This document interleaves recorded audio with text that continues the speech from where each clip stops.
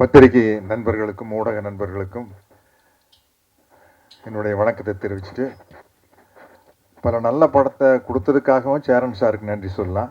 வெங்காயம் படத்தை ப்ரமோட் பண்ணதுக்காகவும் நன்றி சொல்லலாம். ஏன்னா அந்த படத்தில் நானும் இருக்கிறேன்.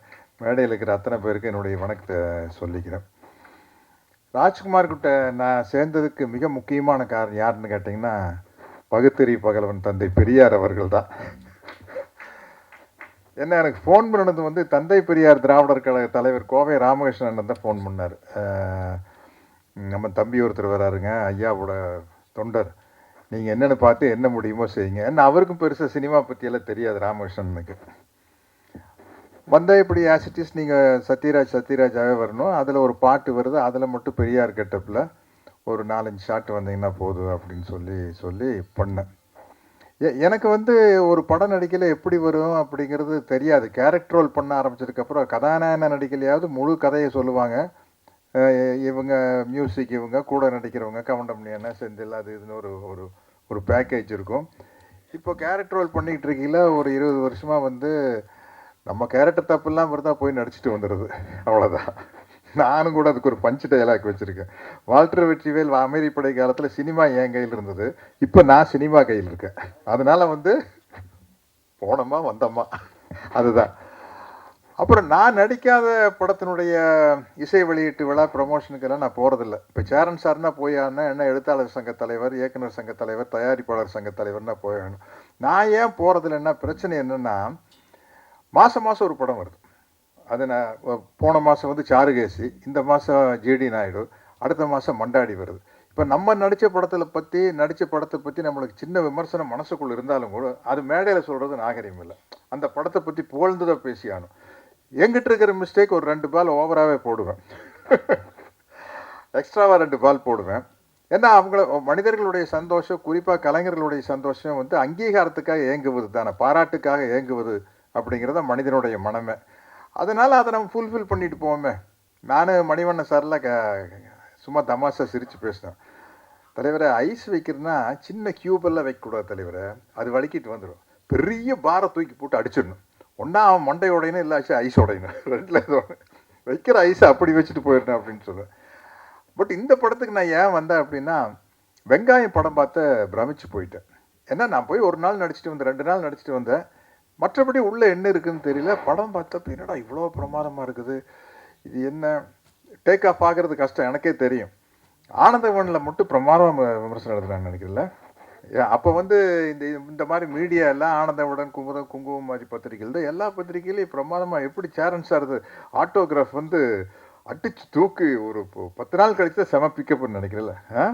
எங்கேயோ போயிடுச்சு, ஆட்டோகிராஃப் போட்ட போடு பெரிய போடு. அது மாதிரி விமர்சனங்கள்லாம் பிரமாதமாக இருக்குது. பட் படம் டேக் ஆஃப் ஆகலை. அதுக்கப்புறம் சரி, எத்தனையோ படங்கள் இப்படி வந்துட்டு போயிடுச்சு அப்படின்னா, ரோஹிணி மேடம் பார்த்துட்டு சேரன் சார்கிட்ட சொல்லி அதை ரீரிலீஸ் பண்ணி அதில் ஒரு காசு பார்த்தது வந்து பெரிய விஷயம். அதுக்கு வந்து சேரன் சாருக்கு மிகப்பெரிய நன்றியை சொல்லிக்க ஆசைப்படுறேன். அப்புறம் ஒரு இயக்குனருடைய கற்பனை பாருங்கள். சேரன் சார் ஒரு படத்தை கஷ்டப்பட்டு ஒரு கிராமத்தில் போய் கிராமத்தில் இருக்கிறவங்களையே நடிக்க வச்சு எடுக்கிறோம். குறிப்பாக அவங்க அப்பா வந்து பிரமாதம் நடிச்சிருப்பாரு. அந்த கஷ்டத்தை ஒரு படமாக எடுக்கிறது. பயாஸ்கோப்னு ஒரு படம், அந்த எவ்வளோ காமெடிகள் அதுக்குள்ளே இருக்கும். ஊருக்குள்ளேயே ஆளுகளை பிடிச்சி நடிக்க வைக்கிறது, ட்ரைனிங் கொடுக்கறதுங்கிறது. நான் அந்த படம் பார்த்து பிரமாதமாக இருந்தது. இப்போ இந்த படத்தை பற்றி கேள்விப்பட்டேன், எனக்கு இன்னும் பெரிய குழப்பத்தில் இருக்கிற ஒன்று சேரன் சார் கிட்ட கேட்டேன், எப்படி சேரன் சார் அது பண்ணாங்க. சரி, இவரே நிறைய எல்லா கேரக்டரும் ஒருத்தரே பண்ணுறதுங்கிறது ஓகே. நம்ம சார் கேமராவும் இவரே ஹேண்டில் பண்ணுறாருன்னா அது எப்படி ஹேண்டில் பண்ணிட்டு இந்த பக்கம் ஒரு கேரக்டர், அந்த பக்கம் ஒரு கேரக்டர், எல்லாமே இவர் பண்ணுறாரு அப்படின்னா அது எப்படி சாத்தியம்னு எனக்கு தெரியல. இவரே பெரிய கொடுமைங்க. நான் தெரியாதனமாக வில்லாதி வில்லன் ஒரு படம் டைரக்ட்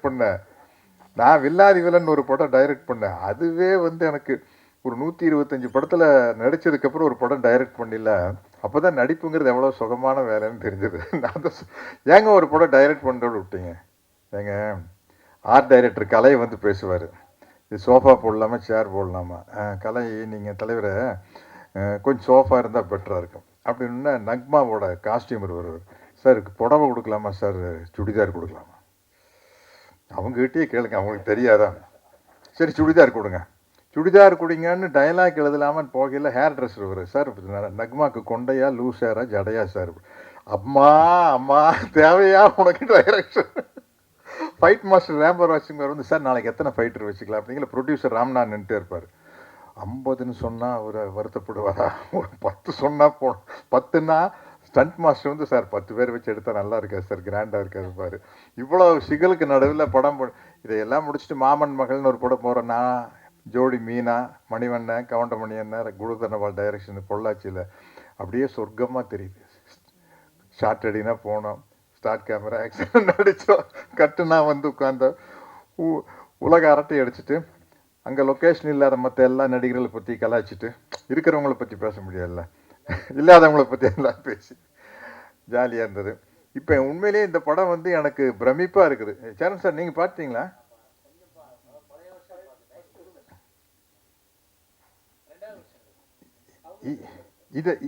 இதெல்லாம் இருக்கு படத்தில். இது எப்படி சாத்தியம் எனக்கு ஒன்றும் புரிய மாட்டேங்குது. அப்போ ஒன் மேன் ஆர்மின்னு சொல்கிற மாதிரி ஒன் மேன் ராஜமௌலின்னு நினைக்கிறேன், ஒன் மேன் பாகுபலி அப்படிங்கிற அதிகம். ஓ ஓ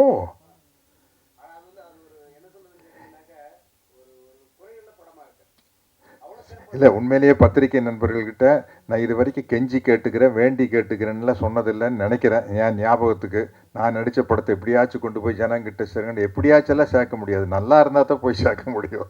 எப்படியாச்சும் எப்படி சேர்க்கறது? அது சரியா இல்லாத சாப்பாட்டை எப்படியாச்சும் எப்படி சாப்பிட முடியும்? நல்லா இருந்தால் தான் சாப்பிட முடியும். அது மாதிரி இந்த படத்தை வந்து எப்படியாச்சும் கொண்டு போய் மக்கள்கிட்ட சேர்க்குற பொறுப்பு உங்ககிட்ட இருக்குது. நம்ம என்னென்னா நம்ம லைம் லைட்டில் இருக்கிறவங்கள பற்றியே தான் எழுதிட்டு இருப்போம். அது இல்லை, அது எப்படி சினிமா ஒரு வியாபாரமோ, நாங்கள் நடிக்கிறது ஒரு வியாபாரமோ, அது மாதிரி பத்திரிகை ஊடக தொழில் எல்லாமே அது வியாபாரம் தான். வியாபாரங்கும் போது சினிமாவில் வந்து அதிக சம்பளம் வாங்குகிற நடிகர்கள் பற்றி எழுதும் போது தான் ஒரு சேலபிலிட்டி இருக்கும், அதை படிப்பாங்க. ஒரு கிசு வர்றதுனாலும் கூட அவங்கள பற்றி வந்தால் தான் இன்ட்ரெஸ்ட் இருக்கும். யாரோ தெரியாத முகத்தை பற்றி எழுதுல இன்ட்ரெஸ்ட் இருக்காது. பட் இது மிகப்பெரிய சாதனையாக நான் கருதுகிறேன். அவர் சொல்லிட்டார் பாருங்க, மோர் தென் ராஜமௌலி, மோர் தென் பாகுபலி அப்படின்னா இந்த படத்தை கொண்டு போய் இப்போ என்னதான் இங்கே பேசினாலும் உங்கள் கையில் தான் இருக்குது. இதை வந்து நீங்கள் 100 கோடி 200 கோடி சம்பளம் வாங்குகிற கதாநாயகருடைய படத்தை எல்லாத்தையும் தாண்டி நீங்கள் ப்ரமோட் பண்ணால் தான் முடியும், இல்லாட்டி முடியாது. ஏன்னா அவங்களுக்கு ப்ரமோஷன் தேவையில்லை, அவங்க முகம் போஸ்டல் இருந்தாலும் வந்துட்டு போகிறாங்க, அவ்வளோதானே. அதனால் வந்து இது உங்களுடைய ஒரு டியூட்டியாக எடுத்துக்கணும், கடமையாக எடுத்துக்கணும். அப்போ தான் வந்து இந்த மாதிரி புதிய முயற்சிகள் பண்ணக்கூடிய இயக்குநர்கள், இளைஞர்கள் நிறையா சினிமாவுக்கு வருவாங்க. நான் இந்த படத்தை பார்த்ததுக்கப்புறம் ராஜ்குமார்கிட்ட எப்படி என்ன ஏதுன்னு கேட்டு தெரிஞ்சுக்கிறேன். மிகப்பெரிய வெற்றி அடைய வாழ்த்துக்கள், நன்றிகள், வணக்கம்.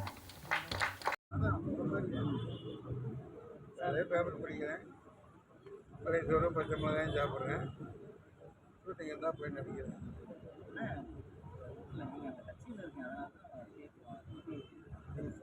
தான் எனக்கு தெரியுது, மாரியாத்தான் கோயிலில் கூழ் ஊற்றுறாங்கன்ற மாதிரி போய் தெரியல. தொடர்ந்து அது விஜய் சார். எல்லாருக்கும் வணக்கம். ராஜ்குமார் அப்படி தான் கொஞ்சம் உணர்ச்சிவசப்பட்டு தான் பேசுவார். ஏன்னா அவருக்கான அந்த சூழல் அப்படி. அவர் எங்கேயோ ஒரு இடத்துல ஒரு படத்தை எடுத்துகிட்டு அந்த படத்துக்கு ஆட்கள் வரல, கூட்டம் இல்லை, படத்தை தூக்கிட்டாங்க. முதல் நாளே நிறைய இடத்துல தூக்கிட்டாங்க, 2வது நாள் சில இடங்கள் மட்டும் ஓடுது, அதுவும் இன்றைக்கி எடுத்துருவாங்கன்ற காலகட்டத்தில் எனக்கு திடீர்னு அந்த படத்தை பற்றின செய்தி ரோஹிணி மேடம் சொல்கிறாங்க, சார் இப்படி ஒரு படம் பார்த்து ரொம்ப நல்லா இருந்துச்சு, நீங்கள் அவசியம் பார்க்கணும் அப்படின்னு. அவங்க இவ்வளோ சொல்ல மாட்டாங்களே அப்படின்னு சொல்லி சரி போட சொல்லுங்கள் பார்ப்போம்னு கேஷுவலாக போய் இந்த தேவி ஸ்ரீதேவி தேட்டரில் பார்க்குற அந்த படத்தை பார்த்துட்டு கொஞ்சம் நேரம் ஒன்றுமே புரியல. எப்படி ஒரு பையன் ஒரு கேமராவை தூக்கிக்கிட்டு ஒரு கிராமத்துக்குள்ளே போய் இருக்கிற சின்ன பிள்ளை, ஆயா, பாட்டி, சித்தப்பா, பெரியப்பா எல்லாம் நடிக்க வச்சு, ஆனால் சொல்லியிருக்கிற கருத்து வந்து அவ்வளோ ஸ்ட்ராங்கான கருத்து, நம்ம மடமையை கொளுத்தக்கூடிய, நம்மளோட உணர்ச்சிகளை பயன்படுத்திக்கிட்டு வியாபாரம் பண்ணுறவங்களோட பொய்யை தோல்விச்சு காட்டுற ஒரு படம். ஆனால் அது ரொம்ப நேர்த்தியாக ஒருத்தர் எடுத்துருந்தன்றப்போ சும்மாவே நம்ம ஒரு நல்ல படம் பார்த்தோம்னா தூங்க மாட்டோம். உடனே பதிவு போடுறது என்ன, அதை பற்றி பேசுகிறது என்ன, அதை கிடைக்கிற மேடையிலலாம் பேசுகிறது என்னன்னு சொல்லும் பொழுது இது எனக்கு ரொம்ப நெருக்கமான ஒரு படமாக என்னுடைய தாட்ஸாக இருந்தது. என்னுடைய கிராமத்து மக்களை நான் அதுக்குள்ளே பார்த்தேன். என்னோட கிராமமும் என்னோட மக்களும் உள்ளுக்குள்ள இருக்கும்போது என்னால் அதை விட்டு விடுபட்டு வெளியே போக முடியாமல் சரி அந்த படத்தை என்ன பண்ணலாம் அப்படின்றப்ப நல்லா இருக்கு இது ஏன் ஓடலைன்னு கூப்பிட்டு பேசும்போது அவர் இப்படி சொல்லும்பொழுது அதை அந்த அந்த நேரத்தில் என்னை யாரும் நிறைய பேர் தூக்கி சுமந்துருக்காங்கல்ல, அப்போ நான் எனக்கு கிடைக்கிற வாய்ப்பப்போ நான் ஒருத்தனை தூக்கி சுமக்கணும்ல, அதான தர்மம். அந்த இடத்துல நான் சங்கர் ராஜ்குமாரை தூக்கிக்கிட்டேன் தோள் மேலே. அப்புறம் எல்லா இயக்குநர்களையும் கூப்பிட்டு அந்த படத்தை பாருங்கன்னு சொன்னோன்னே, இப்போ சங்கர் ராஜ்குமார் கூப்பிடும்போது யாருன்னு தெரியல, வர முடியல அப்படின்றப்போ இப்போ நான் கூப்பிட்டோன்னா அதுக்கு ஒரு அடையாளம் கிடைக்குது. எல்லா இயக்குநர்களும் வர்றாங்க. கிட்டத்தட்ட 52 பேர் இன்னைக்கு படம் பார்க்குறாங்க இயக்குநர்கள். அன்னைக்கு லோகேஷ் கனகராஜ் படம் பார்த்தது மாதிரி அன்னைக்கு போனேன் லோகேஷோட டிசி பார்க்கறதுக்கு. எல்லா இயக்குநரும் இங்கே இருந்தாங்க. எனக்கு இதே மாதிரி ஒரு காட்சி ஏற்கனவே அரங்கேறி இருக்கேன் வெங்காயத்தில், அப்படி தான் தோணுச்சு. அத்தனை இயக்குநர் இருந்தாங்க. அப்போ அந்த வெற்றி இருக்கும்போது நம்ம கூப்பிட்டா எல்லாமே நடக்கும். அதை அன்னைக்கு நான் பார்த்தேன். அதை இப்போவும் அது நடந்துச்சு, அன்னைக்கு அது நடந்துச்சு. அப்போ எல்லா டைரக்டரும் பார்த்துட்டு எல்லாரும் வெயிட் பண்ணி இந்த படத்துக்கு ஒரு படம் பார்த்தா சில டைரக்டர்லாம் சொல்லாமல் கொள்ளாமல் பின்வழியாக ஓடி போயிடுவோம் படம் நல்லா இல்லைன்னா. ஆனால் அத்தனை பேரும் நின்று அந்த திரைப்படத்தை வேல்யூ பண்ணி நின்று பேசினாங்க. அந்த 52 டைரக்டர்ஸ் பார்த்ததும் அதை பூரா கட் பண்ணி ஒவ்வொரு டைரக்டரோட கருத்துக்களையும் வீடியோவாக மாற்றி அவரோட படத்தை இடையில இணைச்சி அதை கொண்டு போய் சன் டிவியில் போட்டு காட்டினேன்.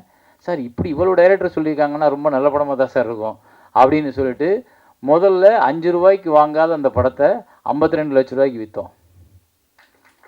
அந்த ஒரு முயற்சியில் அந்த 52 லட்சத்தை வச்சு 30 ரூபாய் வியாபாரம் பண்ணுறதுக்கு வச்சுக்கிட்டு இருந்தால் அந்த 20 ரூபாய் நீ வச்சுக்க, 30 ரூபாயை வச்சு விளம்பரம் பண்ணணும்னு சொல்லிட்டு மறுபடிக்கும் தியேட்டர் பிடிச்சி மறுபடிக்கும் அந்த படத்தை திரையரங்கத்தில் சேரன் வழங்கும் பெருமையுடன் வழங்குன்னு போட்டு வெங்காயம் அப்படின்னு போட்ட உடனே தியேட்டருக்காரங்க அப்புறம் தியேட்டர் கொடுத்தாங்க.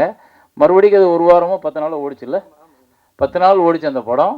ஆனால் ஒரு நல்ல கலெக்ஷனை பார்த்தோம். அது கொஞ்சம் அவருக்கு அவருடைய சுமையை கொஞ்சம் இறக்கி வைக்க அது உதவுச்சு. இது சங்ககிரி ராஜகுமார் இல்லை, அந்த திரைப்படம் தான் அதுக்கு காரணம். சங்ககிரி ராஜகுமார் எனக்கு முன்ன பின்ன தெரியாது யாருன்னு. என்னை அந்த உந்துதலுக்கு தள்ளுனது அந்த திரைப்படம். அது மாதிரி நிறையா திரைப்படங்கள் நம்ம பார்த்துருக்கோம். நமக்கு அந்த கடமை அது. நம்ம உண்மையான சினிமாவை நேசிக்கிறவர்களாக இருந்தால் கண்டிப்பாக நம்ம அதை செஞ்சே தீரணும். அதை விட்டு வெளியே போக முடியாது. அவ்வளோதான் எனக்கும் சங்கர் ராஜகுமாரோட பந்தம். ஆனால் அவர் அந்த உதவியை இன்னைக்கு வரைக்கும் மறக்காமல் பெருசாக எடுத்துக்கிட்டு அதை பற்றி பேசும்போது ஒவ்வொரு இடத்துலையும் சொல்லும் பொழுது இப்போ தான் எனக்கு தோணுச்சு, சேரன்ற பேருக்கு அடிக்காதீங்க பாவம், அவர் தான் எனக்கு உதவி பண்ணான்றப்போ அவர் என் மேலே வச்சுருக்க கருணை அது நல்லது, சந்தோஷம். ஆனால் அவர் அப்படி தான். இவரோட படங்கள்லாம் இவர் சம்பாதிக்கிறதுக்கு சினிமாவுக்கு வரல. இவர் மண்டைக்குள்ளே நிறைய அரிப்பு, நிறைய உள்ளுக்குள்ளே யோசிச்சு சினிமாக்கெல்லாம் நிறைய பார்க்குறாரு. அப்போ சாதாரண சாமானியனும் ஒரு சினிமாவை எடுத்துட முடியும், சாமானியன்கள்கிட்டையும் சினிமாவை கொண்டு போய் சேர்த்துட முடியும், சாமானியன்களையும் சினிமாவுக்குள்ளே பயன்படுத்திட முடியுன்ற ஒரு பெரிய கர்வம் அவருக்கு உண்டு. அவரோட அடுத்த படம் கூட பயாஸ்கோப் பார்த்தீங்கன்னா அந்த வெங்காயம் எடுத்த கதையவே ஒரு படமாக எடுத்திருப்பார்.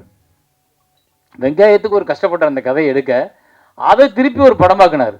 அந்த படமும் எனக்கு ரொம்ப ரசித்து பார்த்தேன். இது என்ன இப்படி இவ்வளோ இவர்கிட்ட ஒரு நல்ல நகைச்சுவை உணர்வு இருக்கும். அந்த நகைச்சுவை உணர்வு அந்த படத்துக்குள்ள இருந்துச்சு. அந்த ஆயா பாட்டி எல்லாரும் அதை பேசுனது எல்லாமே ரொம்ப.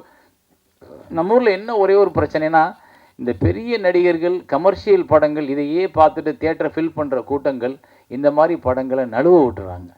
அப்புறம் எங்கேயோ ஒரு ஓடிடி பிளாட்ஃபார்ம், சார் அந்த அந்த படம் ரொம்ப நல்லா இருந்துச்சு சார், அந்த படம் ரொம்ப நல்ல படம் சார், நீங்கள் அதில் என்ன சார் பண்ணீங்க அப்படின்னு கேட்குற அளவுக்கு அந்த படம் இருக்குது.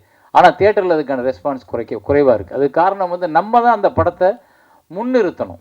நம்மன்னா நீங்கள் தான் அந்த மாதிரியான திரைப்படங்களை முன்னாடி மக்கள்கிட்ட கொண்டு போய் நிப்பாட்டினா முதல் ஷோ, முதல் விமர்சனம், முதல் ரிவ்யூ உங்கள் மூலமாக தான் வெளியே போகுது. அப்போ அந்த மாதிரி படங்களுக்கு எப்படி இப்போ இந்த படமே சார் பார்த்தீங்கன்னா 1 அப்படின்றது இந்த படத்தில் இருக்க எல்லாமே ஒரே ஆள். இந்த புது முயற்சிக்காகவே நம்ம அதை பாராட்டணும். ஆனால் அந்த புது முயற்சியை சிறப்பாக செஞ்சுருக்கிற ராஜ்குமார். அந்த படத்தை பார்த்துட்டேன் ஒரு 2 வருஷம் 3 வருஷம் இருக்குன்னு நினைக்கிறேன்ல, முதல் வருஷம்.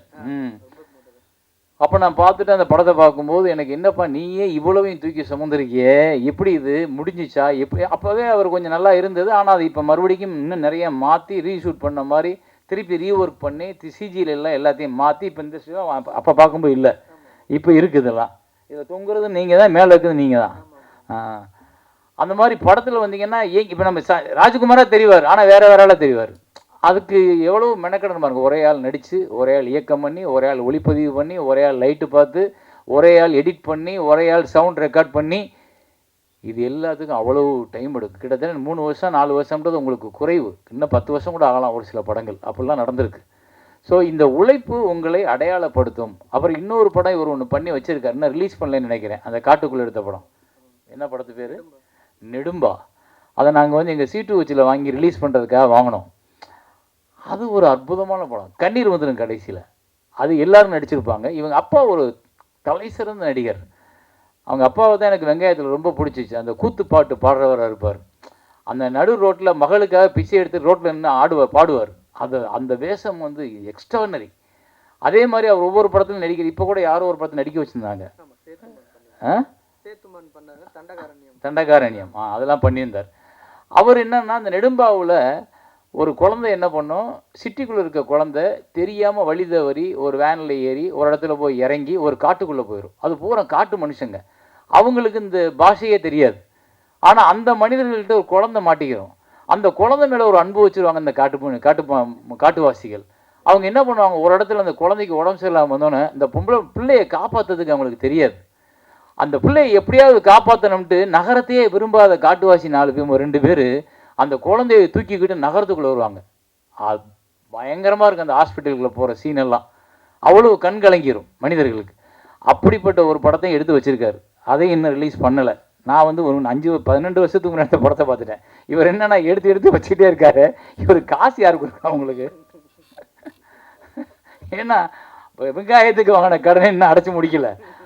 நீ அந்த ஆள் 2 பேரை கேட்டால் நாங்கள் கூட 2 படம் எடுத்துருவோம். அப்படி அவ்வளோ நெடும்பா ரொம்ப நல்ல படம் சார். அந்த படத்தை பார்த்துருக்கீங்க. நான் அதுக்கப்புறம் கூட நிறைய அந்த காட்டுவாசி படம் வச்சப்போ நான் எனக்கு உடனே நெடும்பா தான் ஞாபகம் வந்துச்சு. ஆனால் அதில் இன்னும் இதை விட சிறப்பாக ராஜ்குமார் எடுத்திருப்பார்ல. எவ்வளோ பட்ஜெட்னு கேட்டால் அவட்ட கேட்டால், ஆனால் அது 60 ஒரு 70 ரூபா வந்துச்சுண்ணே அப்படிம்பாரு. எது 60 ரூபாய்க்குள்ள படத்தை முடிச்சிட்டியா? என்னையா சொல்கிற? நமக்கெல்லாம் கஷ்டமாக இருக்கு. நமக்கெல்லாம் முடியலை. 10 ரூபா வேணும், 12 ரூபா வேணும், 8 ரூபா வேணும், கோடி இல்லை. ஆனால் இவருக்கு 60 ரூபா லட்சத்தில் போதுமானது ஒரு படம் எடுக்கிறதுக்கு. அப்போ அப்படிப்பட்ட ஒரு சிறப்பான படங்களை நம்ம தமிழ் சினிமா எடுக்க முடியும். அப்படிப்பட்ட இயக்குனர்கள், அப்படிப்பட்ட எழுத்தாளர்கள் நிறைய இருக்காங்க. ஆனால் அவங்கள தவிர்த்துட்டு நம்ம எல்லாரும் 50 கோடி 100 கோடி 200 கோடி 15 கோடி அதுக்கு மேலே தான் படம் இருக்கிறத நம்ம பார்க்குறோம், எழுதுகிறோம், ரசிக்கிறோம், கைத்தட்டுறோம். அதுதான் கல்லாப்பெட்டி நிரப்புது. ஆனால் நம்மளோட அடையாளங்களாக இன்னும் நிற்பது நல்ல திரைப்படங்களாக இருக்கக்கூடிய இயக்குனர்கள், எழுத்தாளர்கள் எழுதின அந்த திரைப்படங்கள் தான் உங்களுக்கு நல்ல பேர் சொல்கிற படங்களாக இருக்கக்கூடியது. அந்த பேர் சொல்கிற படங்களோட வரிசையில் தான் தம்பி ராஜ்குமாரோட படங்கள் கண்டிப்பாக இருக்குது. இன்னைக்கு அவர் சரியாக அங்கீகரிக்கப்படவில்லை என்றாலும் ஒரு 10-15 வருஷம் கழித்து அவருடைய புகழை இந்த சினிமா கொண்டாடும், கண்டிப்பாக கொண்டாடும். அவருக்கான உரிய அங்கீகாரம் கண்டிப்பாக கிடைக்கும். ஏன்னா இப்படி ஒரு முயற்சியை சினிமாவுக்காக திரும்ப திரும்ப திரும்ப ஒருத்தர் எடுத்துக்கிட்டே இருந்தானா அவனை ஒரு நாள் சினிமா கொண்டாடியே தீரும். அது வேறு வழியே இல்லை. நம்ம அப்படி நிறைய பேரை பார்த்துருக்கோம். நிறைய பேருக்கு அந்த லைஃப் கிடைச்சிருக்கு. அதே மாதிரி அவருக்கும் கிடைக்கணும், அவர் ஜெயிக்கணும். அப்போ கூட நான் சொன்னேன் அவர்கிட்ட, வெங்காயம் முடிஞ்சோடனே கொஞ்சம் நல்ல கதையெல்லாம் எழுதுறாரு, நமக்கு ஏற்ற கதை மாதிரி இருக்கு, இந்த படத்தில் நம்ம ஒரு வேஷமாக இருந்திருக்கலாமே அப்படின்னு நான் அவரை கூப்பிட்டு, நல்ல கதை எழுதலை, அது ஏன் போய் சேர மாட்டேங்குதுன்னா நடிகர்கள் இல்லை, நாங்கள் கூட எல்லாருக்கும் தெரிஞ்ச நடிகர் தான், எனக்கு தெரியும் எல்லாத்துக்கும், நீ நல்ல கதை எனக்கு சொன்னீன்னா நம்ம சேர்ந்து ஒரு படம் பண்ணணும். மாட்டானே தம்பி, அங்கே மட்டும் வரவே மாட்டான், அந்த பக்கமே திரும்ப மாட்டான். ஏன்னா அவன் படத்தை கெடுக்கிறதுக்கு அவன் தயாராக இல்லை. ஆனால் அந்த அந்த அந்த இடத்துல ஒருத்தன் சரிஞ்சிட்டான்னா, இல்லை அந்த ஆசைகளுக்கு இடம் கொடுத்துட்டான்னா அவங்ககிட்ட இருக்க உண்மை காணாமல் போயிடும். அதை நான் புரிஞ்சுக்கிட்டு அப்புறம் நான் கட்டாயப்படுத்துறதை விட்டுட்டேன். ஏன்னா அந்த உண்மை இப்போ அவர் நிறைய இடங்களில் நானும் ராஜ்குமாரும் சந்திச்சுக்கிட்டே போவோம் ஒவ்வொரு விஷயமா. இப்போ நான் கடைசி எடுத்த ராமதாஸ் ஐயாவோட படத்துக்கு கூட எனக்கு முன்னாடி இந்த கதையை எழுத உட்கார்ந்த ஆள் அவர் தான் ஐயாவோட படத்தை கதையை எழுதி எடுத்து பண்ண வேண்டியது. அது ஒரு சில காரணங்களால் அவங்க அதுக்கு ஒரு வேல்யூ வேணும், அது இப்படி எடுக்கணும் அப்படி எடுக்கணும், தயாரிப்பாளர்லாம் சேர்ந்து என்னையை பேசும்போது என்கிட்ட ராஜ்குமாரை இன்ட்ரடியூஸ் பண்ணி இவர் கதை எழுதி வச்சு, ராஜ்குமார் தெரியுமே தம்பி தானே, அப்போ அவர் நிறைய குறிப்பெழுதி வச்சுருக்காரு, நீங்கள் எடுத்துக்கின்றப்ப எனக்கு நெருடுது. அவன் எடுக்க போகிற படத்தை அவன் எடுக்கணும்னு நினச்சி எழுதின படத்தை நான் ஏன் எடுக்கணும் அப்படின்னு சொல்லிட்டு நான் ராமதாஸ் ஐயாட்டே சொல்கிறேன், தம்பி எடுக்கட்டும், நான் வேணால் சப்போர்ட் பண்ணுறேன் கூட. ஏன்னா அவன் ஒரு கனவு இருந்திருக்கும், அவனுக்கு ஒரு அடையாளம் வேணும், அவன் ஒரு அழகாக அந்த கதையை தொகுத்துருப்பான், அப்போ அதை போய் நான் எடுக்கணும்னா தட்டி பறிச்சது மாதிரி இருக்கும் அப்படின்னு நான் அவர்கிட்ட சொல்கிறேன். அவங்க அப்புறம் பேசிட்டு, இல்லை இந்த கதை இன்னும் சிறப்பாக வரணும், இப்படி வரணும் அப்படின்னு சொல்லிட்டு அப்போ சொல்லும்போது நான் அவனை கூப்பிட்டு சொன்னேன், தம்பி என்னால் மறுக்க முடியல, வேறு வழி இல்லை, கேட்குறாங்க, ஒரு பெரியவர் கேட்கும்போது நான் அதை வேணாம்னு தூக்கி போட்டு வர்ற அளவுக்கு எனக்கு அந்த அவரோட அன்பை நான் உதாசீனப்படுத்த முடியாது. வேறு வழி இல்லாமல் நான் ஒத்துக்கிறேன் இந்த மீன் சொல்லிட்டு தெரியுது. அது கூட அவனுக்கு வருத்தம் என் மேலே. ஆனால் உங்கள் மேலே எனக்கு நீங்கள் சொல்லியிருக்கலாம்னு நினைனேன். பட் நான் என்ன பண்ண முடியும்? உனக்கு நல்லது செஞ்சால் அதே சேரம் தான், உனக்கு கெடுதல் செஞ்சால் கூட இருக்கட்டுமே, நீ வச்சுக்க அப்படி. ஏன்னா அப்படி இடத்துல ஒண்டி நம்மளை தள்ளும். ஆனால் வேறு வழி இல்லை. இப்போ பாருங்கள், அந்த படம் உனக்கும் இல்லை எனக்கும் இல்லை யாருக்கும் இல்லை போச்சு. கடைசியில் எடுக்கப்படவே இல்லை. அது அப்படியே ஒருத்தரோட உழைப்பு, இவரோட உழைப்பு கிட்டத்தட்ட ஒரு 2 வருஷம் இருந்திருக்கும். அந்த உழைப்பு மாறிச்சு. என்னோட உழைப்பு கிட்டத்தட்ட 1.5 வருஷம் இருந்திருக்கும். கிட்டத்தட்ட நாங்கள் வந்து ஒரு 15 பேர் அதுக்காக டீம் எல்லாம் போய் இடம் பார்த்து லொக்கேஷன் பார்த்து எங்கெங்கேயோ அலைஞ்சு காடு மேடெல்லாம் அந்த ஊரை கண்டுபிடி. ஏன்னா அவர் 1987 வரலாறு. 87லேருந்து நடந்த விஷயத்தை பூரா பதிவு பண்ணி இப்போ போனால் எல்லா இடத்துலையும் மாறும். 2026 87ஓட ஊரை வில்லேஜ் எங்கே தேடுறது? ஆனால் தமிழ்நாடு பூரா முழுக்க நாங்கள் அலைஞ்சு அந்த மாதிரி வில்லேஜையும் அந்த மாதிரி ரோடுகளையும் அந்த மாதிரி கண்டுபிடிச்சு ஆட்களை பூரா கண்டுபிடினா அப்போ உள்ள ஆட்களோட தோற்றமே வேறு. இப்போ நீங்கள் ஆளே இல்லை, முகமே இல்லை, மாறி இருக்கு. அதை நாங்கள் பூரா ரெஃபரன்ஸை வச்சு அவ்வளோ 1.5 வருஷம் நாங்கள் அதுக்கான தீசிஸ் பண்ணி அவ்வளோயும் திரட்டி வச்சதுக்கப்புறம் அந்த படம் நடக்கலை அப்படின்னா அது எவ்வளோ பெரிய வழி பாருங்கள். அவங்க சொல்லலாம், நான் உங்களுக்கு அந்த வேலை பார்த்த வரைக்கும் சம்பளம் கொடுத்துட்டேன்னு. சம்பளம் அல்ல எங்களோட தாட். நாங்கள் நினச்சது, நாங்கள் கற்பனை பண்ணது, எங்களோட மண்டைக்குள்ளே ஊர்ன அந்த கதை வெளியில் வந்துச்சுன்னா எனக்கு சம்பளமே கிடைக்காது, நான் கவலைப்பட மாட்டேன். ஏன்னா நான் அப்படிப்பட்ட ஒரு பைத்தியக்காரத்தனமான இயக்குனர். எனக்கு நான் எடுத்த படம் வெளியே வரணும், ஆனால் அது வரல.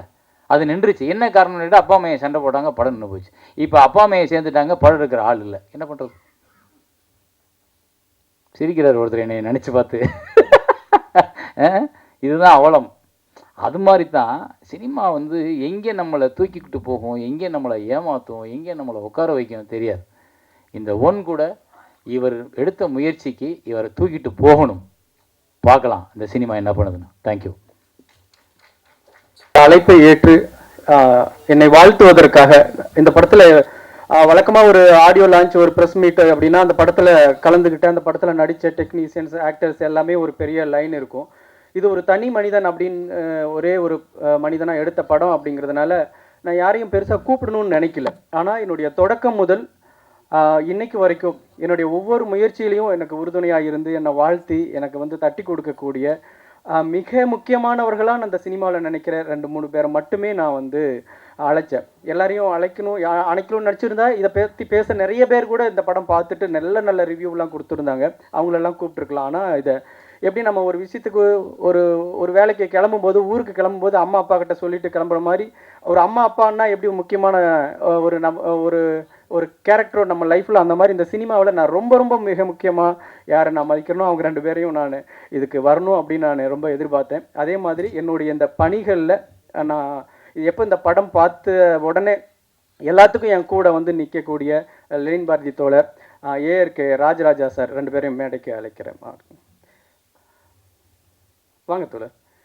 அதே மாதிரி சேரண்ணன் சேரண்ணனை வந்து நான் சொன்னதில் இந்த சினிமாவில் வந்து நான் ஒவ்வொரு மேடையில் நான் பேசும் பொழுதும் அண்ணன் சேரனுக்கும் ரோஹிணி மேடமுக்கும் நன்றின்னு சொல்லிட்டு தான் பேசுவேன், வேறு எங்கேயா இருந்தால். ஆனால் இங்கே அண்ணனே இருக்கார் அப்படிங்கிறதுனால நான் அதை சொல்லலை. ஏன்னா சேரண்ணன் எனக்கு எப்படி முக்கியமானவர் அப்படின்னு இங்கே இருக்கிற எல்லாருக்கும் தெரியும். நான் அதை வந்து சொல்லி புரிய வைக்கணும்னு அவசியமே இல்லை. நான் எந்த மேடைகள் அதுக்கு பிறகு நான் சினிமாவுக்கு வந்த பிறகு கிட்டத்தட்ட 100கணக்கான மேடைகளில் நான் ஏறியிருக்கேன். அப்போ எல்லாமே நான் சொல்லிட்டு தொடங்கக்கூடிய வார்த்தைகள் பேசுகிறதுக்கு முன்னாடி அந்த வார்த்தைகள் தான். அந்த அளவுக்கு முக்கியமானவர் எனக்கு. அண்ணனை நான் அன்போடு மேடைக்கு அழைக்கிறேன். அதே மாதிரி சத்யராஜ் சார் வந்து சங்கர் சாரோட டைரக்ஷனில் நடிச்சுக்கிட்டு இருந்த காலகட்டத்தில் நானும் போய் ஒரு இயக்குனர் எனக்கு ஒரு படம் பண்ணணும்னு சொல்லி நின்னேன். அந்த காலகட்டத்தில் ஒரு உதவி இயக்குனருக்கு வாய்ப்பு கேட்டு வந்த மாதிரியான உருவமும் வயதும் கொண்ட என்னை அங்கீகரித்து எனக்கு வெங்காயம் படத்தில் அவ்வளோ பெரிய சப்போர்ட்டாக, ஒரு பெரிய தூணாக, பலமாக, அதோட வெளியீட்டு வரைக்கும் எனக்கு உறுதுணையாக இருந்த சத்யராஜ் சார் அவர்களை நான் அன்போடு மேடைக்கு அழைக்கிறேன். இந்த திரைப்படத்தை வந்து நேற்றைய முன்தினம் இங்கே இயக்குனர் சங்கத்துக்காக திரையிட்டோம். படம் முடிஞ்ச பிறகு ஸ்டாண்டிங் ஓவேஷன் கொடுத்தாங்க. எழுந்து நின்று எல்லாரும் கை தட்டணும் அப்படின்ட்டு இயக்குனர் சங்க தலைவர் சொல்லி எல்லாரும் எழுந்து நின்று 5 நிமிடம் கைத்தட்டி உட்கார்ந்தாங்க. அந்த இயக்குனர்களுக்கும் என்னுடைய மனமார்ந்த நன்றிகளை தெரிவிச்சுக்கிறேன். ஏன்னா இந்த படம் இதை எப்படி தொடங்கினேன் அப்படின்னு தெரியல. ஏன்னா அந்த படத்தை முடிஞ்ச பிறகு ஆர்வி உதயகுமார் சொன்ன ஒரே ஒரு வார்த்தை, தயவு செஞ்சு இங்கே யாரும் இவனை வந்து இந்த படத்துக்கு என்ன பட்ஜெட்டுன்னு கேட்காதீங்க. அப்படி ஒரு கேட்குறதே வந்து தவறான கேள்வியாக மாறிடும். அதை தவிர வேறு என்ன வேணால் கேளுங்க. ஏன்னா ஒரு 5-6 வருட உழைப்பு தான் இந்த படத்துக்கோட பட்ஜெட்டு. அது வந்து இந்த படத்தில் தெரியுது அப்படின்னு சொன்னார். நான் இந்த படத்தை எதுக்கு ஆரம்பித்தேன், எப்படி ஆரம்பித்தேன்னு எனக்கே மறந்து போச்சு. அவ்வளோ காலம் இந்த படம் எனக்கு பெரிய வேலையும் மன உளைச்சலையும் பெரிய உழைப்பையும் எடுத்துக்கிச்சு. இதுக்கு நடுவில் எத்தனையோ வேலைகளை நம்ம செஞ்சுருந்துருக்க முடியும். ஆனாலும் சரி, இதை கைவிட்டக்கூடாது, ஒரு கட்டத்துலையும் நம்ம கைவிட்டக்கூடாது அப்படிங்கிற ஒரே ஒரு நோக்கத்தில் உலகத்தில் யாரும் செய்யாத ஒரு பெரிய வேலையை கையில் எடுத்து தொடங்கிட்டோம். அது எந்த இடத்துலையாவது நிறுத்திட்டோம்னா அது நம்ம வந்ததே தெரியாமல், இப்படி ஒரு முயற்சி எடுத்ததே தெரியாமல் போயிருமே அப்படிங்கிற ஒரே உறுதியில் வந்து இதை முடிச்சிடணும் அப்படின்னு நினச்சேன்.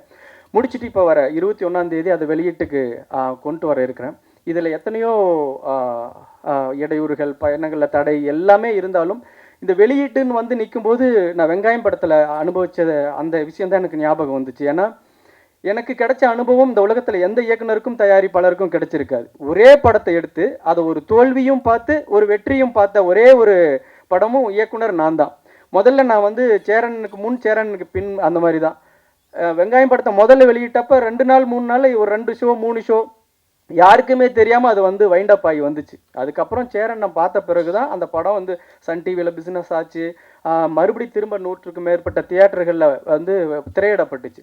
என்னென்னா ஒரே படம் இப்போ 2 படம், என்னோட முதல் படம் அப்படி நடந்துச்சு, 2வது படம் எப்படி நடந்துச்சுன்னா ஓகே அதோட கண்டென்ட்டை பொறுத்து இது மாறி இருக்கும் அப்படின்னு நினைக்கலாம்ல. அப்படி இல்லாமல் ஒரே படம், ஒரே டைட்டில், ஒரே ஆர்டிஸ்ட், அதை சரியாக ப்ரமோட் பண்ணி அந்த இடத்துக்கு கொண்டு போய் நிறுத்தினோம்னா அது எல்லாராலையும் கவனிக்கப்படுங்கிறதையும் பார்த்தேன்.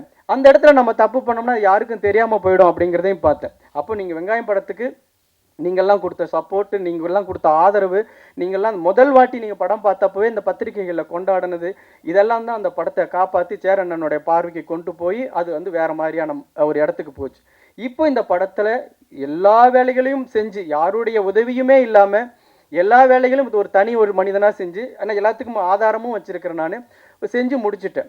முடித்த பிறகு இப்போ நான் வந்து எனக்கு இந்த வெளியீடு அப்படின்னு வரும்பொழுது தான் இப்போ மிகப்பெரிய கவலையும் அயற்சியுமா இருந்துச்சு. எப்பெல்லாம் நான் ஏன்னா நம்ம இயக்குனர் ஒரு தயாரிப்பாளருக்கான மெட்டீரியலோடைய வாழக்கூடியவங்களாக இருந்தால் அதுக்கு தொடர்பான ஆட்களோட தொடர்பு இருக்கும். அது மாதிரியான இடத்துல நம்ம போய் ஒரு புழக்கம் இருக்கும். அது எதுவுமே நமக்கு இருக்காது. ஆனால் ஒரு தயாரிப்பாளர் நம்மளும் ஒரு பேரை வச்சுட்டு அதை வெளியிடணும்னு வரும்பொழுது இருக்கக்கூடிய பெரிய அயற்சி ஒன்று இருக்கு இல்லைங்களா, அதை தான் நான் ரொம்ப பயந்தேன். எல்லா வேலையும் நம்ம முடிச்சிட்டோம், படம் எடுத்துட்டோம், எடிட்டிங் பண்ணிட்டோம், கிராஃபிக்ஸ் பண்ணிட்டோம், டப்பிங் பண்ணிட்டோம், எல்லாமே நம்ம உட்காந்து பண்ணிட்டோம்.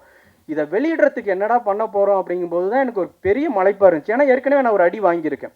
அப்போ தான் அந்த தானு சார் படம் பார்த்தார்.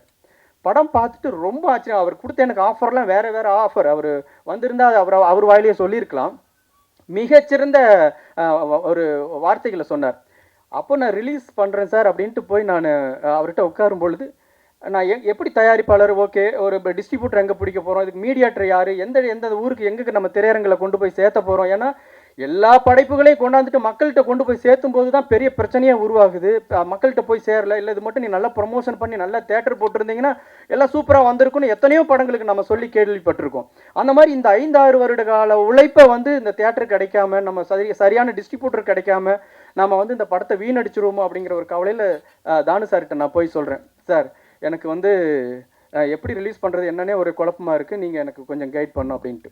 தானு சார் ஒரே ஒரு வார்த்தை தான் பிவிஆருக்கு ஃபோன் பண்ணார். பிவிஆருக்கு ஃபோன் பண்ணி நான் ஒரு 1 மேன் அப்படின்னு ஒரு படம் பார்த்தேன், எக்ஸ்ட்ராடினரியான ஒரு படம், ரொம்ப மிரண்டுட்டேன் அப்படின்னு. அதுக்கப்புறம் அவர் சொன்ன ஒரு 10 வார்த்தைகள் இருக்கு இல்லைங்க, அந்த 10 வார்த்தைகளும் சாதாரண வார்த்தைகளில் பொன்னெழுத்துக்களால் பொறிக்கப்படிய வார்த்தைகள் அப்படின்னு தான் சொல்லலாம். நீ போய் உடனே பிவிஆரில் போய் மீட் பண்ணுப்பா அப்படின்னாரு. அப்போவே அங்கேருந்தே கிளம்பி பிவிஆருக்கு போனேன். நான் போக யோசிச்சுட்டே போகிறேன். தானு சார் ஓகே, அவர் ஒரு கலை ஞானி, அவர் ஒரு சினிமாவில் இத்தனை ஆண்டு காலமாக எத்தனையோ படங்களை வந்து எத்தனையோ கலைஞர்கள் உருவாக்குனவர். அது ஒரு நல்ல படத்தை காப்பாற்றணும், நல்ல படத்தை கொண்டு போய் மக்கள்கிட்ட சேர்த்தணும். இது உலகத்தில் யாருமே எடுக்காத முயற்சி. ஏன்னா வெளிநாடுகள்லாம் இந்த படத்தை நம்ம ஃபெஸ்டிவலுக்கெல்லாம் கொண்டு போகும்போது இப்படி ஒரு முயற்சின்னு சொல்லும் போதே ஆச்சரியப்பட்டு அப்படியே வாவ் அப்படிம்பாங்க.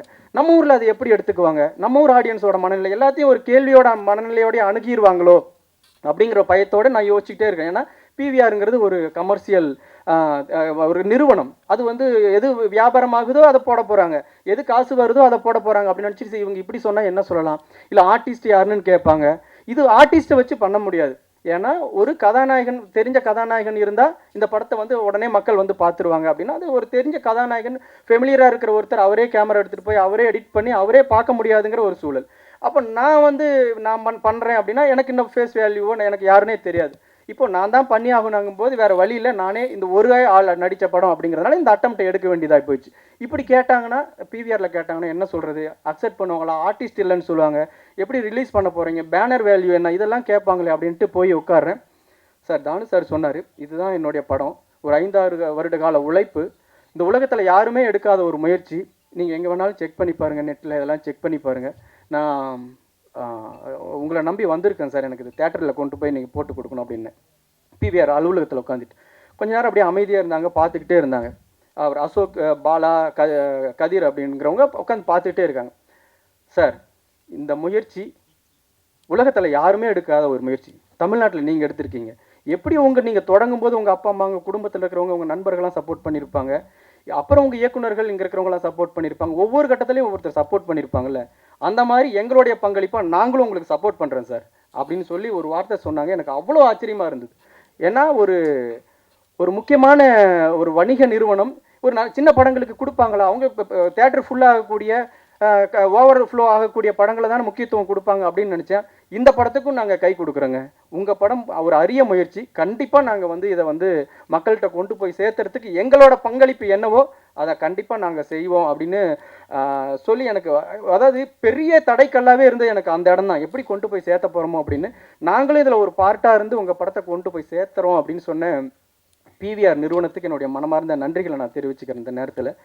இது ரொம்ப முக்கியமான பாயிண்ட்.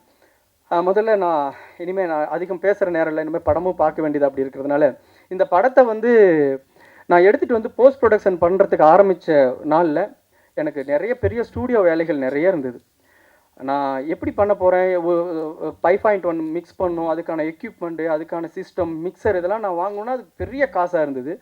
நான் ஏஆர் ராஜராஜா சார்கிட்ட போய் சொன்னேன், சார் இந்த மாதிரி ஒரு படம் வித்தியாசமான முயற்சி, எனக்கு எப்படி பண்ணணும்னு தெரியல, நான் ஆனால் எப்போ பண்ணுவேன், எவ்வளோ நாள் ஆகும், 1 மாதம் ஆகும், 2 மாதம் ஆகும், 6 மாதம் கூட ஆகும், நானே தான் பண்ணுறேன், எனக்கு பண்ணுறது எப்படின்னு தெரியல சார், எனக்கு அதுக்கான உதவி வேணும் அப்படின்னு கேட்டேன். அவர் ஒரு கொத்து சாவி எடுத்து என் கையில் கொடுத்து, அவரோட ஸ்டூடியோவோட சாவி, எப்போ வேணாலும் நீங்கள் திறந்துக்குங்க, எப்போ வேணாலும் ஒர்க் பண்ணிக்கங்க, சிஸ்டம் ஆஃப் பண்ணிட்டு போங்க, உங்களுக்கு எப்போ வேணுமோ அது திறந்துக்குன்னு சொல்லி சாவியே கொடுத்தாரு. ஒரு 6 மாதம் என்கிட்ட தான் இருந்தது. அதனால தான் ரொம்ப முக்கியமாக நான் அவரை இந்த மேடையில் அவர் வரணும் அப்படின்னு சொல்லி நான் எதிர்பார்த்தேன். அந்த இடம் இல்லைன்னா நான் அதை தாண்டி வர்றது ரொம்ப கஷ்டமாக இருந்திருக்கும். அவர் இந்த படம் அவர் படம் பார்த்துட்டாரு. இந்த படம் தொடர்பாக ஒரு சில வார்த்தைகள் பேசணும்னு அன்போடு அழைக்கிறது. இந்த இனிய மாலை வேளையில் பத்திரிகை மற்றும் ஊடக நண்பர்கள் அனைவருக்கும் வணக்கம். எவ்வளவோ மேடைகளை சந்திச்சிருக்கோம். சமீபத்தில் இப்போ கூட அண்ணன் கேட்டார், என்ன நீங்கள் மாதத்துக்கு ஒரு படம் ஏதாவது விழா நடத்துவீங்க, இப்போ பண்ணுறது. நான் சமீப காலங்களில் கிட்டத்தட்ட ஒரு 2-3 வருடங்களாக டப்பிங் படங்கள் எதுவும் பண்ணுறதில்ல. ஒரு நேரடி படத்தை எடுத்து அந்த படத்துலேயே இருக்கேன். அவர் என்ன கொஞ்சம் அதிகமாக பெருமையாக சொல்லிட்டாரு. ஆனால் உண்மையிலே ஒரு மனிதன் தனி மனிதனாக எல்லா வேலைகளையும் செஞ்சு அவரே எல்லா கதாபாத்திரமாகவும் நடித்து ஒரு படம் எடுக்கணும் அப்படின்னு சொல்லி எடுக்கிறேன் அப்படின்னு சொல்லும்போது முதல்ல எனக்கு கூட எல்லோரும் மாதிரியான ஒரு சின்ன கேள்விக்குறி இருக்க தான் செஞ்சது. ஆனால் அவர் வேலை செஞ்ச விதம், ஏன்னா அவர் சொன்னார் இல்லைங்களா, எல்லாத்துக்கும் ஆதாரம் இருக்குன்னு. அந்த ஆதாரத்தில் நானும் ஒரு ஆதாரம்.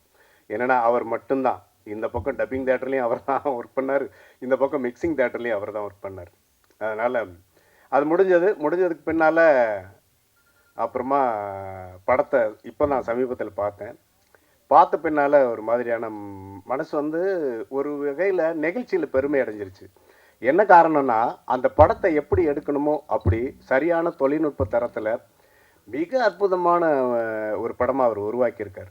எல்லாருக்கும் ஒரு கேள்வி இருக்கும், என்ன சங்ககிரி ராஜ்குமார் அவரே ஹீரோவாக நடித்து, அவரே ஹீரோயினியாக நடித்து, அவரே வில்லனாக நடித்து, அவரே தோழர்களாக நடித்து, அவரே அம்மாவாக நடித்து, அவரே கூட்டத்தில் இருக்கக்கூடிய பெருந்திரள் கூட்டத்தில் இருக்கக்கூடிய மனிதர்களாக நடித்து எப்படி இதெல்லாம் சாத்தியமாகுமா அப்படின்னு கிட்டத்தட்ட ஆயிரக்கணக்கான கதாபாத்திரங்களை ஒரு மனிதராக பண்ணியிருக்கார். ஒரு கைதட்டல் கொடுக்கலாம் நீங்கள். ஆனால் அதை எப்படின்னு கேட்டிங்கன்னா, ஒரு என்ன சொல்கிறது, ஆர்வத்தில் செஞ்ச வேலையாக இல்லை, ரொம்ப அனுபவத்தில் நுணுக்கமாக செஞ்ச வேலையாக இருக்குது. அதுதான் அவருடைய மிகப்பெரிய வெற்றி. இதுவே அவருடைய முதல் வெற்றி. இந்த படத்தை பார்த்தோன்னே எங்களுக்கு தோணுனது, இப்போ நானும் லெனின் சார், நம்ம சார் சுப்பிரமணிய சிவா சார் எல்லோரும் ஒன்றா தான் படம் பார்த்தோம். படம் பார்த்துட்டு வந்தோன்னே ஒரு 10 நிமிஷம் படத்தை பற்றி அந்த படம் கொடுத்த ஒரு என்ன சொல்கிறது இன்ப அதிர்ச்சியில் எங்களால் பேச முடியல. முதல்ல லெனின் சார் தான் பேசினார், அப்புறம் சார் பேசினா, நான் ரொம்ப கடைசியாக தான் பேசினேன். இது வந்து இந்திய திறமையோட உச்சம். இந்த திரைப்படம் வந்து உருவாகி திரைப்பட கருவிகளையோ திரைப்பட சம்மந்தப்பட்ட எந்த விஷயங்களையோ நம்ம வந்து உருவாக்குனது எல்லாமே ஐரோப்பியர்களும் அமெரிக்கர்களும் அந்த மாதிரி ஆங்கிலேயர்கள் தான். ஆனால் என்ன மாதிரியான தொழில்நுட்பம் வந்தாலும் இப்போ இருக்கக்கூடிய அட்மாஸ், டிடிஎஸ், அட்மாஸ் இந்த மாதிரியான சத்தம் சம்மந்தப்பட்ட தொழில்நுட்பங்கள் வந்தால் கூட அதில் நம்மளோட பங்களிப்பு எதுவுமே இருக்கிறது இல்லை. அவங்க கண்டுபிடிச்சி கொடுப்பாங்க, நம்ம ராயல்ட்டியை கட்டிட்டு அதை நம்ம பயன்படுத்துவோம். ஆனால் முதலாக வந்து ஒரு விஎஃப்எக்ஸுங்கிற ஒரு தொழில்நுட்பத்தை உலகத்தில் இருக்கக்கூடிய அத்தனை பேருக்கு சவால் விட்டு ஒரு தமிழன் பண்ணியிருக்காரு, ஒரு தமிழ் திறமை. நிச்சயமாக நீங்கள் கைத்தட்டுங்க, நல்லாவே கைத்தட்டுங்க. ரொம்ப பெருமைப்படக்கூடிய ஒரு உழைப்பு அது. அந்த உழைப்பு வந்து படம் வெற்றி பெறலாம், தோல்வி அடையலாம், இல்லை அதில் வந்து மிகப்பெரிய லாபம் அடையலாம் அவர், அதெல்லாம் அப்புறம். ஆனால் இது வரலாற்று பதிவு. பல்லாயிரக்கணக்கான வருடங்களாக வந்து தமிழர்கள் வந்து தொழில்நுட்பத்தில் மேம்பட்டவர்கள், நாகரிகத்தில் மேம்பட்டவர்கள், நாங்கள் தாண்டா முதல் நாகரிகம், நாங்கள் தாண்டா இந்த மக்களுடைய, அதாவது இந்த மனிதர்களுடைய முதல் மனிதர்கள் அப்படின்லாம் நம்ம பெருமைப்படுறோம்ல, அதோட சங்கிலி. அந்த சங்கிலியில் வந்து மிகப்பெரிய திறமை ராஜ்குமார். அந்த பெருமை இந்த படம் பார்த்தோன்னே எனக்கு கொடுத்துச்சு. நிச்சயமாக நீங்கள் பார்த்தீங்கன்னா உங்களுக்கு அதை கொடுக்கும். பத்திரிகையாளர்கள் எல்லாரும் சேர்ந்து ராஜ்குமாரை வந்து நீங்கள் தட்டி கொடுத்து தூக்கி விடணும். ஏன்னா அவர் ஏற்கனவே சொன்னார், தியேட்டருக்கு போய் 2 நாளில் திரும்பி வந்த படத்தை அண்ணன் சேரன் அவர்களுடைய பேச்சும் கருத்தும் வந்து மறுபடியும் மிகப்பெரிய வெற்றி அடைய வச்சுச்சுன்னு. அதனால் அவர் மாதிரியே நீங்களும் இந்த படத்துக்கு வந்து மிகப்பெரிய ஒத்துழைப்பு கொடுத்து அவரை மிகப்பெரிய வெற்றியாளனாக்கணும். இந்த படம் மிகப்பெரிய வெற்றி அடையணும்னு வேண்டி கேட்டுக்கிறேன். நன்றி, வணக்கம். ரொம்ப நன்றி. தோழர்கள் அனைவருக்கும் வணக்கம். ரொம்ப முக்கியமான ஒரு படம். நிறைய இந்த மாதிரி பிரம்மாண்டமான படங்கள்லாம் வந்திருக்கு. அதுவும் குறிப்பாக நம்ம இந்திய சினிமாவில் வந்து தொழில்நுட்ப ரீதியாக ஒரு முக்கியமான ஒரு மைல்கல்லை எட்டின படம் இது.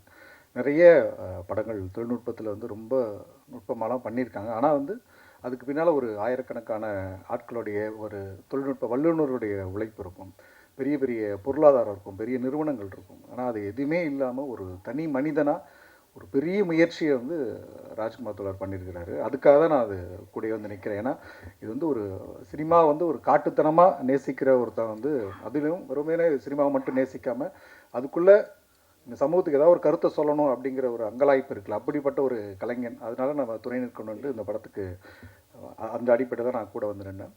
ரொம்ப நீங்கள் படம் பார்க்கும்போது உங்களுக்கு புரியும், ஒரு நபராக வந்து இவ்வளோ வேலைகளை செய்ய முடியுமா அப்படின்னு சொல்லிட்டு.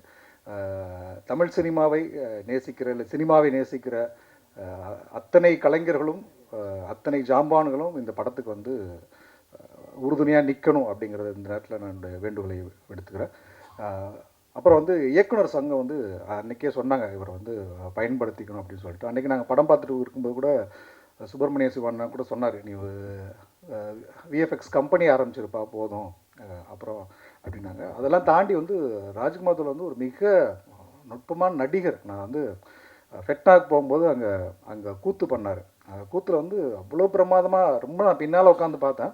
ஆனால் ரொம்ப நுட்பமான நடிப்பு வந்து பின்னால் உட்காரவங்களுக்கும் தெரிகிற மாதிரி வெளிப்படுத்தியிருந்தார். அது இந்த படத்துல நீங்கள் பார்த்தீங்கன்னா தெரியும். ஒரு அவ்வளவு ஒரு தமிழில் வந்து நீங்கள் ரொம்ப பயன்படுத்த வேண்டிய ஒரு நடிகர் அவர். இந்த படத்தை இன்னும் வந்து தமிழ்நாடு திரைப்பட கல்லூரியில் வந்து அந்த மாணவர்களுக்கு போட்டு காட்டி, இவரை வந்து திரைப்பட கல்லூரியில் வந்து ஒரு அங்கமாகவும் அந்த மாணவர்களுக்கு தொடர்ச்சியாக இந்த தொழில்நுட்பத்தை எப்படியெல்லாம் நம்ம கையாளணும் அப்படிங்கிறத சொல்லிக் கொடுக்குற ஒரு பணியையும் வந்து தமிழ்நாடு அரசு செய்யணுங்கிறத கேட்டுக்கிறேன். நன்றி, வணக்கம். ஆமாம், இப்போ எல்லோரும் படம் பார்க்குறதுக்கான நம்ம 6 மணிக்குள்ளே ஆமாம் பார்த்து முடிக்கணும் அப்படிங்கிறதுனால இங்கே திரையரங்கத்துக்கான நிர்பந்தமும் இருக்கும். இங்கே வந்து எனக்காக நான் அழைத்தவுடன் அது சார் சொன்ன மாதிரி அந்த படத்தில் அவர் நடிக்கலை, அண்ணனுக்கும் இந்த படத்துக்கும் எதுவும் தொடர்பு இல்லை, தோழருக்கு யாருக்குமே இதுக்கு பெருசாக எதுவும் தொடர்பு. இந்த படம் பார்த்துட்டு இந்த படத்துக்கான முயற்சியை எப்படியாவது நான் கொண்டு போய் மக்கள்கிட்ட சேர்த்தணும். நான் எங்கே தொடங்கணும், எங்கள் உறவினர்கள்லேருந்து, நண்பர்கள்லேருந்து, டெக்னீஷியன்லேருந்து, ஸ்டூடியோ கொடுத்ததுலேருந்து, இந்த படம் பார்த்துட்டு என் கூட நிற்கிறதுலேருந்து, திரையரங்கம் நாங்கள் கொடுக்குறோன்னு பிவிஆர் சொன்னதுலேருந்து, இன்றைக்கி அண்ணனும் ஐயாவும் வந்து எனக்காக வாழ்த்தி பேசுனது வரைக்கும் இந்த முயற்சியை அங்கீகரிக்கணும் அப்படிங்கிற ஒரு ஆத்மார்த்தமான மனநிலையோடு எல்லாரும் வந்து ஆதரவு கொடுத்துருக்காங்க. அதே மாதிரி நீங்களும் இந்த படத்தை பார்த்துட்டு மக்கள்கிட்ட கொண்டு போய் சேர்த்துறதுல இந்த உலகத்தில் யாருமே செய்யாத ஒரு முயற்சி ஒரு தமிழனா நான் செஞ்சு முடிச்சிருக்கேன். அதை இன்னைக்கு முடிச்சிருக்கேன். எனக்கு நான் சொல்லுவேன், ஆகஸ்ட் 21 இந்த படம் பெரிய வெற்றி தான் அப்படின்னு நினைக்கிறேன். ஏன்னா எத்தனையோ வாய்ப்புகள் இருந்தது, எத்தனையோ சந்தர்ப்பங்கள் இந்த படத்தை பாதியில் கைவிடுறதுக்கு இருந்தும் முடிச்சு கொண்டு வந்து சென்சார் பண்ணி திரையரங்கத்துக்கு கொண்டு வரதே பெரிய வெற்றியாக தான் நினைக்கிறேன். அவ்வளோ அயற்சியாகவும் டயர்டாகவும் இருக்குது. அது எல்லாத்தையும் உங்களுடைய ஆதரவான கருத்துக்களும் மக்கள்கிட்ட கொண்டு போய் சேர்த்தக்கூடிய உங்களுடைய முயற்சிகளும் இதுக்கு சப்போர்ட்டாக இருக்கும்னு நினச்சி நான் சொல்லி அனைவருக்கும் நன்றி சொல்லி விடைபெறுகிறேன். நன்றி, வணக்கம்.